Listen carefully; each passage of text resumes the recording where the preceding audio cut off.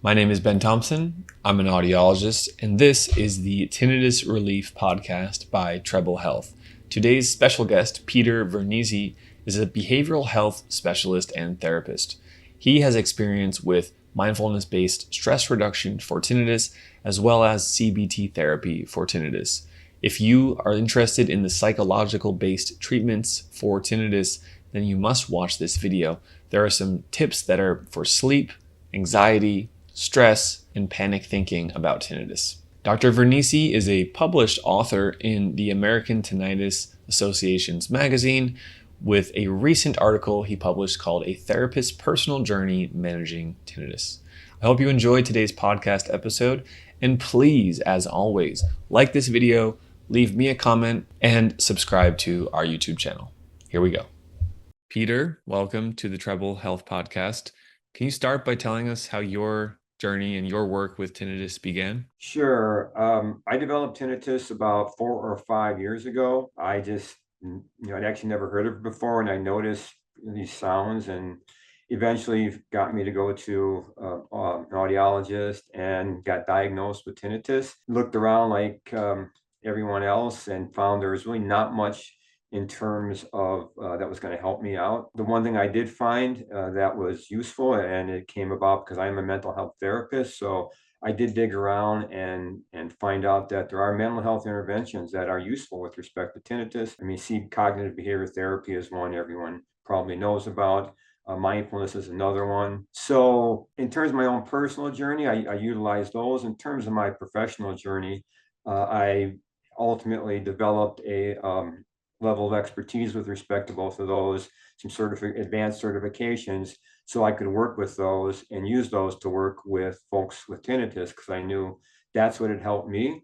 And I wanted to get to a level of proficiency. I was a therapist at the time, and although I was familiar with, CBT and mindfulness, I wasn't at, let's say, a level of expertise where I could use those to actually work with folks. So I got trained in terms of getting a certification as for cognitive processing therapy, which is the type of cognitive therapy that the VA uses for trauma, because I think there's a lot of similarities between trauma and tinnitus. Was trained as a qualified teacher of mindfulness-based stress reduction, which is the really gold standard in mindfulness, and just started putting together a class for working with folks with tinnitus, and developed with the help of my tinnitus group, the Arizona Tinnitus Group, developed a class, an online class that was structured around this 8-week mindfulness-based stress reduction course, working with folks with tinnitus. So I've been using that class, teaching that class now for a little over a year. So that's my main way of working with folks with tinnitus, is that class. I also see some folks one-on-one individually online. Excellent. Excellent. So, as you yourself were learning about these tools and what could be done and what couldn't be done, you also had your own experience to test things on. Would you mind sharing a bit about your tinnitus and your hearing? What did the results from the hearing test show, and what level of tinnitus do you have from a scale of 1 to 10? How did that end up changing over time through these different therapies that you used? Yeah, so I was diagnosed with high-level hearing loss, and essentially, told your doctor there's nothing to be done about it, go home. Gave me some supplements to try, but he said they probably won't work. So that was my first experience. I'd say it's my tinnitus probably was at about a level of a 7 at that point. But it really hasn't. What's changed has not so much been the tinnitus, but just not being impacted by the tinnitus. I mean, working with mindfulness, especially, is a way to, you slowly, what seems to me is you're actually training the body not to respond in its habitual way to the sound of tinnitus. And that seems to be, for me, what worked in terms of the process of habituation. The tinnitus is, for the past years, it's been into a kind of a steady pattern. It's usually quieter during the day, kind of like a hissing or pipes running in the ceiling. At night, it's often the million crickets, and that's when it becomes, most bothersome. But I would say overall that even with that, I'm, pretty much able to sleep through a night, get to bed as if it weren't there. It's just something I no longer react to. I think as a result of, I'd had a mindfulness practice, I should say, for decades before that. I'd been actually a meditation teacher, trained in the Buddhist Shambhala tradition. So this really, was something I just kind of got really established in my practice, and it made this the focus of my practice. And then I found that a very useful thing to do. Yeah. I personally practice meditation myself for a number of Mm, years. For those who yeah, don't know what mindfulness is, there's a lot of overlaps to seated meditation and breathing, but there's also more to it. I'll let you touch on that in a bit. Okay, you've painted this picture now that you developed this tinnitus, you looked for the best resources, you went to your local doctor, and they provided a sort of dead end. They didn't seem to offer a solution. right. Fortunately, you had some tools available from your Yeah. clinical training that allowed you to find ways to cope and manage and better exist with this sound. From our perspective, as audiologists who specialize in this, we do like to see simultaneous sound therapy treatment and psychological well-being treatment. Tell us about what you've learned over the years. What are the common keys, the common takeaways, maybe the themes that keep repeating themselves when you're helping people through this process? What are those points that you think our community who's listening might benefit from hearing? Yeah, I can't obviously speak to the sound. I do tell folks to work with sound. I think that's fundamentally important. One, an audiologist I sometimes consult with, Saul out in LA. He was pretty fundamental. Is when you start teaching meditation to tinnitus, tell folks to have sound in the background, at the start. I think that's really important because you don't just want to sit there and focus on the sound of your tinnitus. You need some place for your attention to rest. So, when we start out, I've always remembered that, and I think that's really important in terms of working with a meditation practice. I mean, I think another thing I utilize with respect to mental health strategies in general is that just like there's number of strategies to put in your tinnitus toolkit, there's a number of mental health strategies. No single mental health strategy is going to, I think, be sufficient unto itself, or rather, they're stronger altogether. Mindfulness and CBT, I think, are great complements to each other. Other therapies that aren't necessarily tested on tinnitus are shown to work with symptoms that come from tinnitus, like anxiety. So we know I work with things like polyvagal theory or positive psychology to work with the nervous system in a number of different ways. So I, flesh out a system of trying to get a number of mental health interventions together as part of your tinnitus toolkit, not just focusing on one. I have a newsletter, and the title of that newsletter is Beyond CBT, because I think even if people do focus on mental health, they often just limit themselves to CBT. And I think a whole variety of mental health interventions are useful going forward and working with your tinnitus, and that they come together in sort of a mental health toolkit for tinnitus. Hmm. Let's talk about the timeline here of when someone develops loud or bothersome tinnitus. And then there's this time frame where eventually most people do get to a point where it's no longer a big issue in their life. Right. But there's all this space in between, and that's where professionals like us, that's where the American Tinnitus Association and other organizations can also come in and reduce the suffering in that time of hopefully making it quicker, making it easier, Right. and the tools that we teach, the tools that we provide certainly can help get there. How does that apply to your work with the mindfulness, with CBT, with these psychological interventions, Mhm. getting people through these stages of habituation? Do you have any Mhm. comments on how you do it? And maybe, I don't imagine it's easy. It's not easy for our No. clients, so I don't imagine it's Yeah. easy for Yeah. yours either. Yeah. No. So it's an 8-week mindfulness class. That's what I tell them. And we know this. There's been now, last time I checked, 7 studies which have shown that this mindfulness training can reduce tinnitus distress. And yeah, I point out, look, this is a training. Mindfulness is not something you tell yourself to do. It's something you train yourself to do. So this program, mindfulness-based stress reduction, was created 40 plus years ago by a guy named John Kabat-Zinn. And it's been shown to be incredibly effective in working with a variety of psychological and physical conditions. It actually started out working with chronic pain, to which there's a lot of similarities with tinnitus that's interesting to talk about. But this program, is an 8-week program that over time changes how we respond to the tinnitus. So with mindfulness, we learn to not be as reactive. We're essentially training the body, whereas CBT trains the thoughts. It's kind of a top-down therapy. Mindfulness is a bottom-up therapy, training the body not to respond in the traditional automatic way to the sound of tinnitus.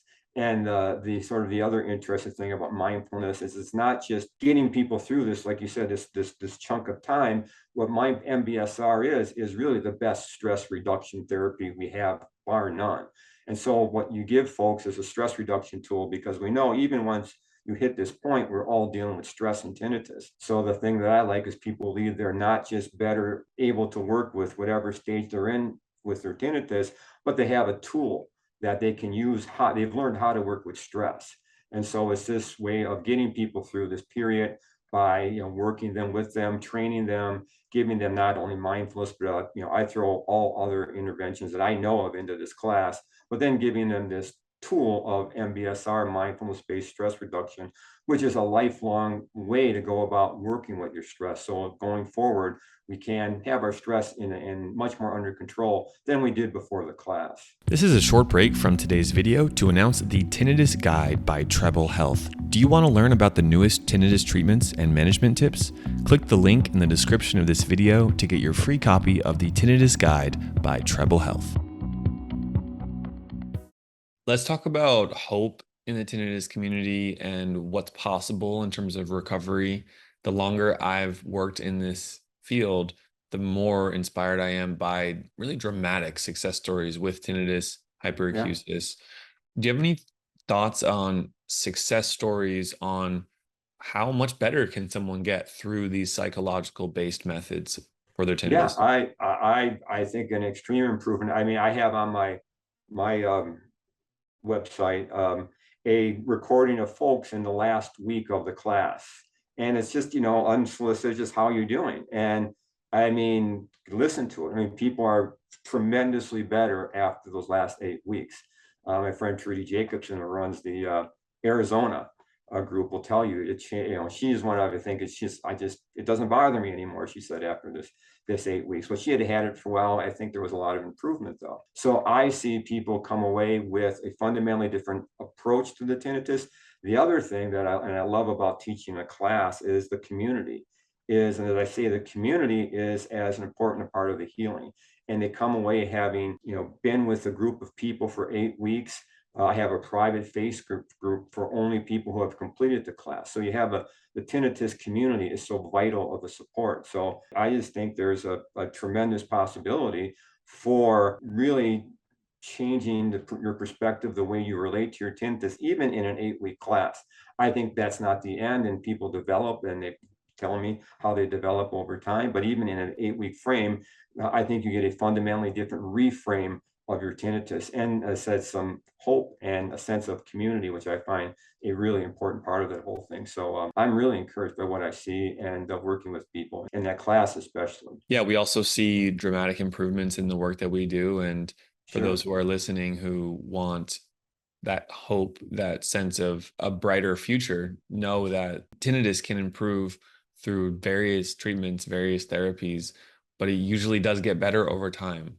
Yeah. And something that is an example of how audiologists provide basic CBT is to understand with information and research that everyone's hearing gets worse over time, Mhm. but tinnitus usually gets better over time. So the level of tinnitus is not correlated to the degree or the progression of hearing loss.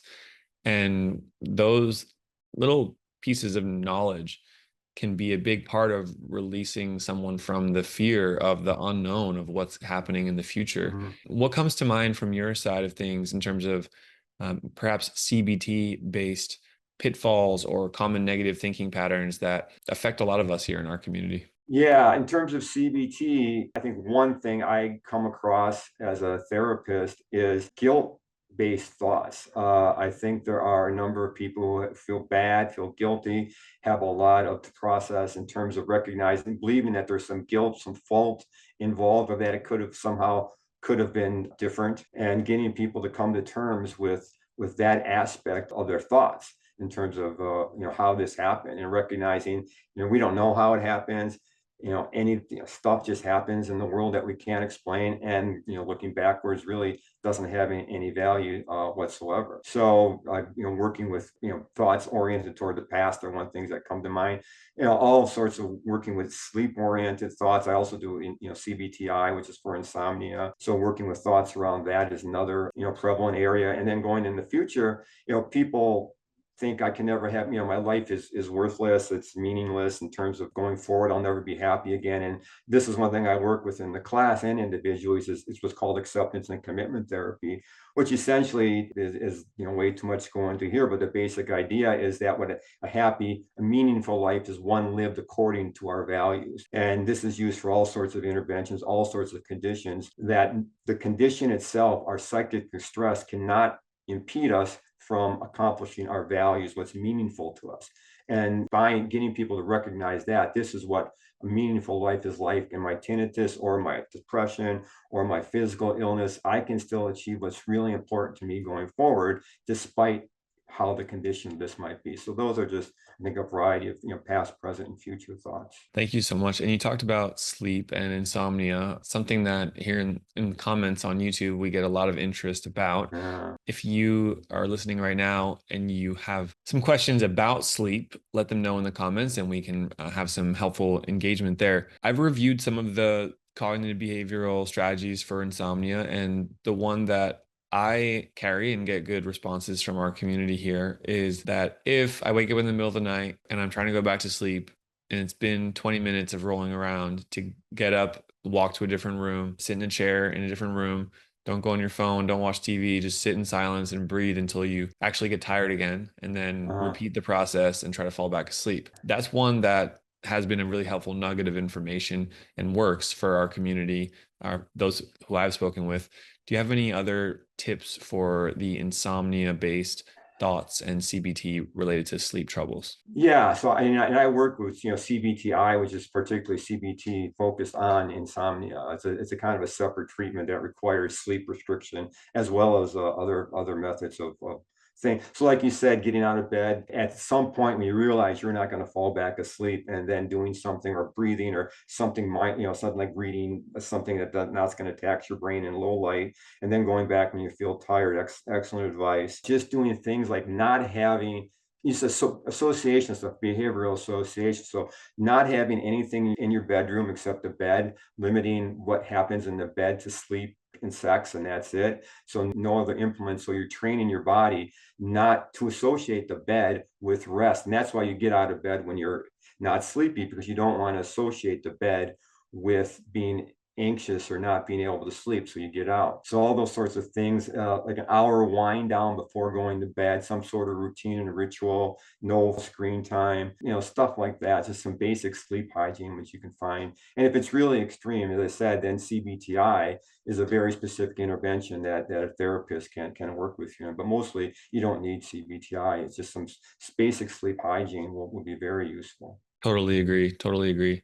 There's a common archetype in the tinnitus community of anxiety, negative thinking, and pursuing information online, and how that creates this feedback loop. Any tips on that from a psychological perspective on how to stop going down those negative thinking, anxious thoughts, pursuing more and more information? One can Mhm. never read everything there is about tinnitus. There's too much. There's too Right. many different types of tinnitus, different individual stories, different symptoms, different treatments Right. that people have tried. It can be really overwhelming for our community. And I'm wondering if you have any psychological well-being tips on how to get out of that trap. There's some good work on anxiety. A book by Dr. Judd Brewer called Unwinding Anxiety talks just about this anxiety loop and how to break it. And essentially what he recommends is looking at the anxiety loop of a behavior and action and a response, and trying to not get so worried about the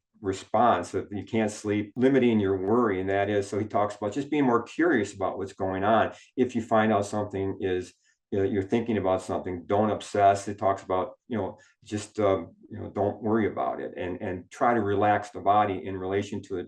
Get a different association with that habit. Another thing that kind of relates to the working with anxiety, and it kind of relates to the sleep thing, is developing is what's called a worry time. And that is, before you go to bed, writing out all the things you're anxious about, and trying to see if you can figure it out, and then putting that away, and then not bringing that to bed with you. In terms of just general anxiety, I do have to say that clinically, that the tinnitus population has a very high proportion of anxiety, clinical anxiety, distress, and depression.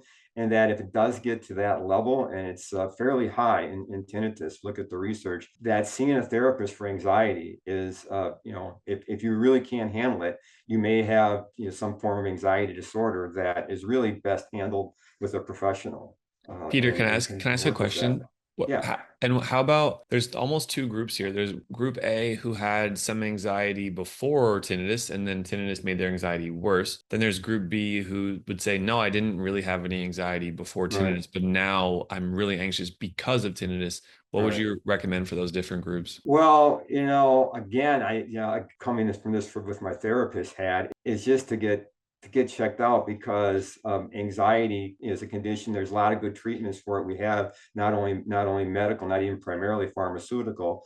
But if you find yourself in a state of anxiety, I would say, regardless of the antecedents to it, and it's gotten enough that it's really interrupting with your life, and it's becoming a problem, and that's something you have to consider, and get maybe information from others around that.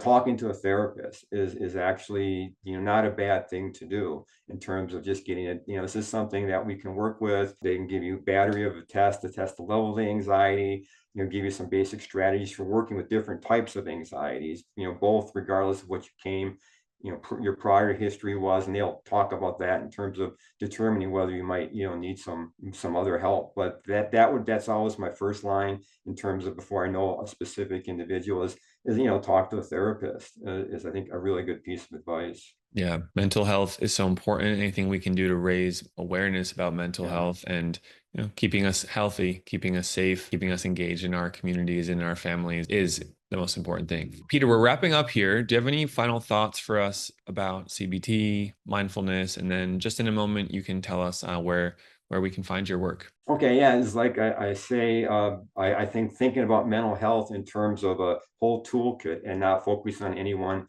particular advice. I always say to pick one mental health strategy as the sole one that you're working with is like going to a fine restaurant with a 5-course meal and picking just one of the courses.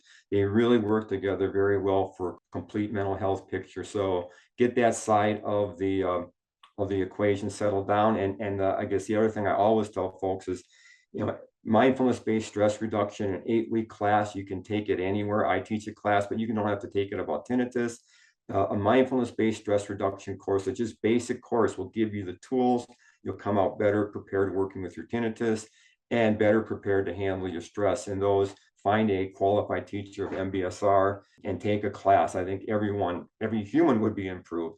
I think it just is a great thing to start with our tinnitus. First thing I would recommend is mindfulness-based stress reduction, in 8-week class. Excellent. And for those who are here with us on YouTube, check the link below the video here. We'll have some links in the description of this video with some more information about mindfulness-based stress reduction, looking for options, how to sign up, etc. Peter, really thank you for being here and volunteering your time. Where can those of us who are interested find your work? Okay, so the best place to find everything is at my website. It's just therapistwithtinnitus.com. I have information about you can sign up for my newsletter there.